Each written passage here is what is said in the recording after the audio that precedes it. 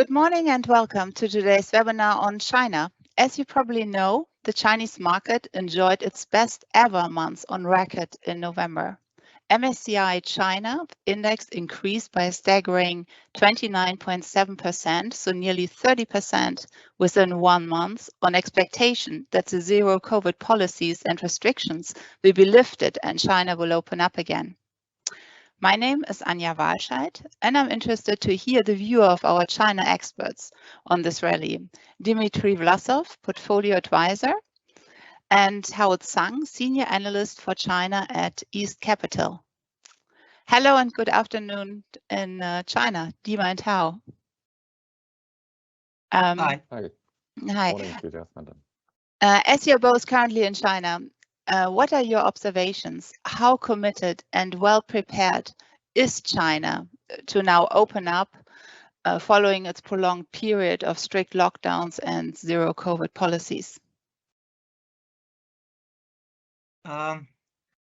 Indeed, we saw a major change in China's attitude towards COVID over the past several weeks. If you look back, it all started about a month ago, maybe 5 weeks ago, when the Chinese government released the 20 policies that essentially, relaxed some of the restrictions that have been with us for almost 3 years now. But I think the major pivot away from COVID actually happened later in the beginning of December, when China released additional 10 policies, and that was it. That was actually the end of COVID zero policy as we know it, as it relates to China. Because if you look at this document, at the policies, it actually removes most or the key attributes of zero COVID strategy, such as mass testing, quarantine of infected people and contacts of infected people,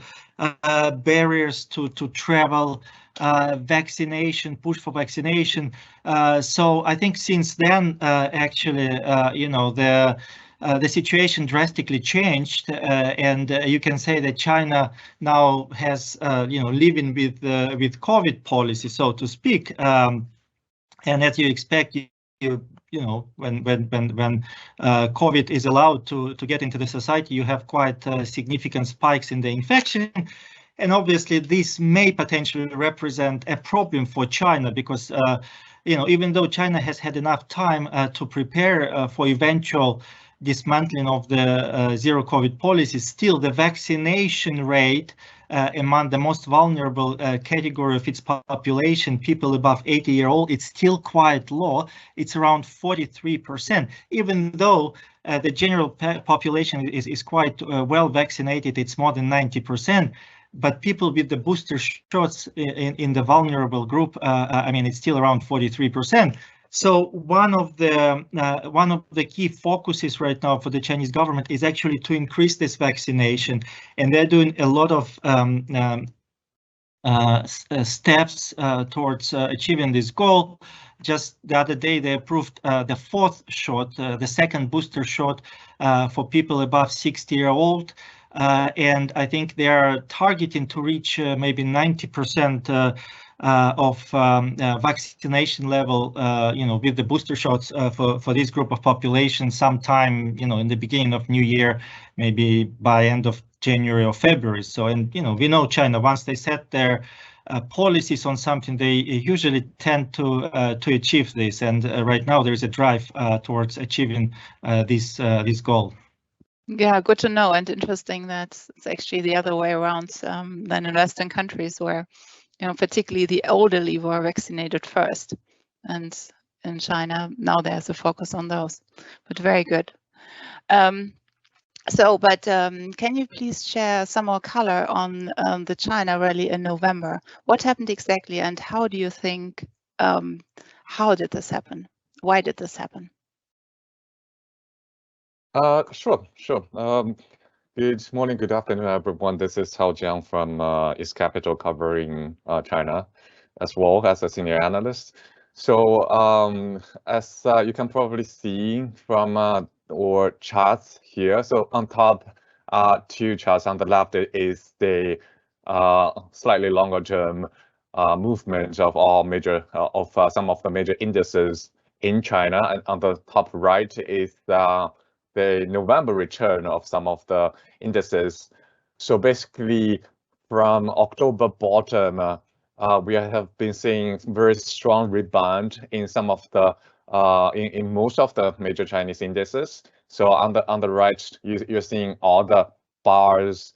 So from MSCI Overseas China to Hang Seng Index, most of the overseas offshore Chinese indices have been up by around 20 to 40%, while the onshore indices were generally up, but more in the range of below 10%. So why this happened? If you move to the bottom left-hand side, that basically shows the net flow of money from onshore investors to when they invest in Hong Kong, and from the offshore investors when they want to invest in China through the Stock Connect mechanism. So if we look at the dark blue bar, so basically in March and then October, we see very big outflow of money from offshore investors. The reason is really March, we have the Russian-Ukraine war, and October investors were kind of disappointed by President Xi's new members in the Politburo. And then June were up a lot because that's the end of Shanghai lockdown in China. November again, the reason is really a lot of things have worked out in favor of a positive risk-on scenario, which I'll explain later. And then very last on the bottom right is showing the Hong Kong equity short sell ratio. Basically, the ratio fell from around 26% to below 20% in November because a lot of the short sellers have been covering their positions. And then what's the reason for all this rally in November? We can very briefly break this into two parts. One is China part and one is global part. In China, a lot of things start working, as I earlier mentioned. Number one is reopening. So Dmitry mentioned as well, Beijing's 20 measures issued on November 11th of November is really the starting point where a lot of people seeing reopen is actually coming through. That's number one. Number two is real estate sector have seen some financial pivot starting from the 16-point rescue plan and then followed by active financing and by relaxed escrow account control, etc. So a recovery in property sector, and finally we've seen PBOC announcing a triple R cut on November 25th as well. So a lot of things start to work in China. And then if we look at global stage, we have been seeing Fed standing dovish signals about December 50 basis points hike, which actually happened yesterday. And then from US-China relationship, Biden and Xi meeting on 14th of November actually is a lot better compared to what people expected of further increasing in conflicts. And then finally, there were rumors or sayings that PCA will be auditing of the ADR have come to a relatively positive outcome. So in November, a lot of things not suddenly, but all worked out fine for China. So with all those factors, we have seen strong rebound, especially in offshore markets, as you can see from the charts, because offshore markets, which includes a lot of internet companies like Tencent, Alibaba, etc., and then a lot of ADRs listed in the US market. Those were the markets where all the offshore investors have oversold for almost like 2 years. And with all those positive things happened in November, they just quickly come back to China.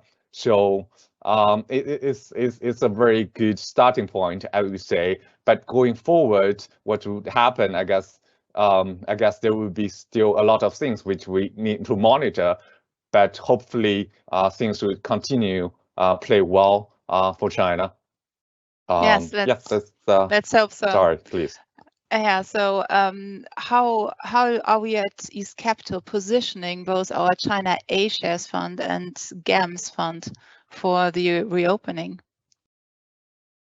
Sure, maybe I can start from our Global Emerging Market Sustainable Fund first, and then pass on to Dmitry for Asia portfolio. So for GAMS, if you're familiar with our products, we have always been very bullish in renewables. So even now, with reopening happening, that's still one of the major sectors we have been allocating our money. So to start from a conclusion, we rotated a bit away from renewables to some of the oversold but really sensitive sectors such as the internet and financials in October and November. So as I earlier mentioned, renewables is still one of the best sector we think for mid to long-term play in China.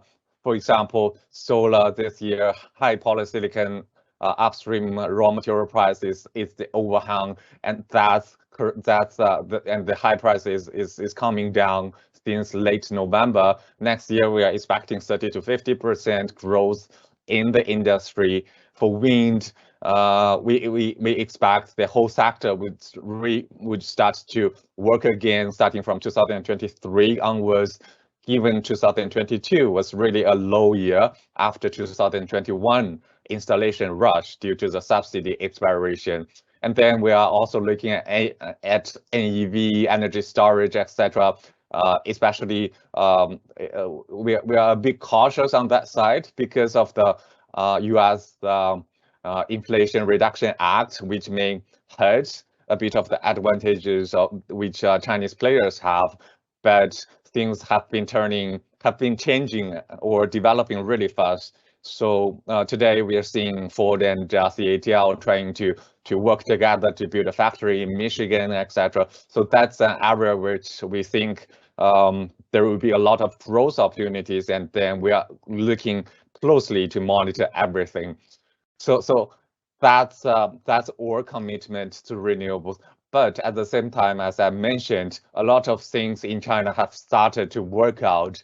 Because of that, we have been becoming more selective in our renewables name. So we cut a bit, we trimmed a bit in renewables, and then put that into internet and financials. Internet, as I mentioned, all the companies have been showing very strong 3Q results. And then with the regulatory pressure becoming less of an issue in China, and with the ADR risk less of an issue between China and US, we think internet will still be a very good sector at this low valuation. Financials is a sector which have been really weak for the past a few years. Reason being, economy was not strong. Real estate sector was hammered by the government. But then, as I mentioned earlier, all this starts to work out. So we rotated a bit to financials as well. So overall in China, renewables is still one of the key themes we like, but we just moved a bit of the money to ride on the rally of internet and financials.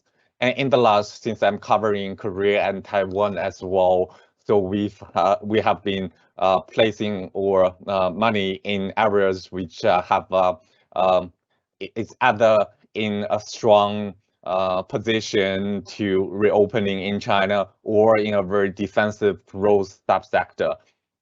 So that's all I have for James for this question. And if you look in general, for the reopening and potential opportunities, obviously, consumption stocks, both consumer staples and consumer discretionary, we think is a very interesting place to be. These sectors were hit really hard during the COVID time. I think they're in a good position to actually have higher than average economic growth in the next year. Besides, if you look at the balance sheet of the consumers in China, it's actually quite healthy, the consumers accumulated quite a lot of excess savings that we believe, big part of that would actually be channeled into the economy once the restrictions are completely removed and the exit wave of COVID infection, so to speak, is actually passed. So we think this sector might be quite interested and obviously well represented in the portfolios. On top of this, in general, if you look at the China, especially on the A-shares, you have a lot of stocks that actually, these stocks linked to the economic activity that actually trade in at very interesting valuation multiples because they have underperformed since the pandemic started, because the economy was, the outlook has always been uncertain, and their performance was impacted by the restrictions. So we also think they're in a good position. The areas like financials, there are number of good quality banks that are exposed to the retail part. Retail consumers with strong wealth management franchises trading at at very cheap valuations relative to the historical ranges. Insurance, another good sector, again, big underperformer, and things expected to turn around next year. Properties, obviously the government is trying to stabilize and save the property markets, but there are a lot of industries related to the property market which we like, and many of them are represented in the portfolios. And lastly, since the general economic activity is likely to improve significantly, sectors like materials are also looking quite interesting at this point of time. Yeah, interesting. So how do you view the prospects for the Chinese market as we move into 2023? Well, if you look at the outlook for the entire market, we think it's China actually looks quite interesting, and certainly a legitimate destination for global investors' capital this year. First of all, if you start with economic growth, China will be one of a few major economies, if not the only one, where you have quite significant acceleration of the economic growth. This year we probably will have around 3%-ish economic growth, but next year it's very likely that the growth will be above 5%, and now we are getting more confident in this outlook, given that the COVID restrictions are removed. The government is actually putting a lot of focus on rescuing property market.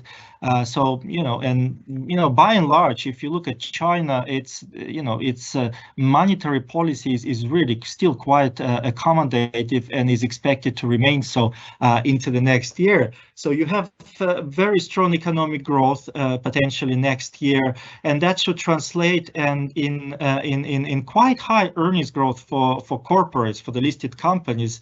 So the expectations are that Chinese companies may deliver, somewhere in the range of mid double-digit to high double-digit earnings growth next year. And if you compare this to what other countries and markets have at this moment, actually that would be a very, very good level of growth in corporate earnings. So and we are getting more confident that it's actually possible given the recent measures that the government has undertaken. On top of this, part of big underperformance of Chinese equities, it's not just the earnings growth, or not a very good earnings growth, but it's also higher risk premium, and the factors that contributed to the higher risk premiums, it's again, it's COVID zero, one of the biggest factors, property market, geopolitical tensions. While we still think that geopolitical tensions, are here to stay in the next year. The other two key risk factors, they actually significantly reduced, and given where the valuations are for both offshore and onshore Chinese equities, you may see a bit of multiple re-rating. So given this, the combination of stronger earnings growth and multiple re-rating, potential multiple re-rating, that can be a very a good destination for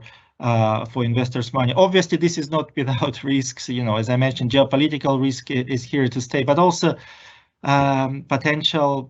We still don't know how this very speedy reopening will progress, how much burden the healthcare system will experience. So my observations, that mobility has significantly reduced over the past several days in cities like Shanghai. Because people are a little bit concerned of coming out, given big spread of the infections, and this will impact the consumer sentiment in the short term. I think the good thing here is that if you look at the experience of other countries that went through this reopening after the economies were locked for a long period of time, normally the spread of a virus, the big part of that takes place within 4-6 weeks. And if you look at the calendar, we actually hit in the Chinese New Year. So typically during the Chinese New Year, you have not much economic activity, not much manufacturing or production activity. So from that standpoint, this first wave of the COVID infections may not impact that much the economic performance of the country. Interesting. So I think this webinar is now coming to an end. Thank you very much, Dima and Hao, to share your views and insights. We keep an eye on the Chinese market and hope that the rebound continues. Thank you also to those of you who listened in. If you have any questions or comments, please contact your IR representative at East Capital or simply write to ir@eastcapital.com. Have a good day and have a pleasant rest of the week.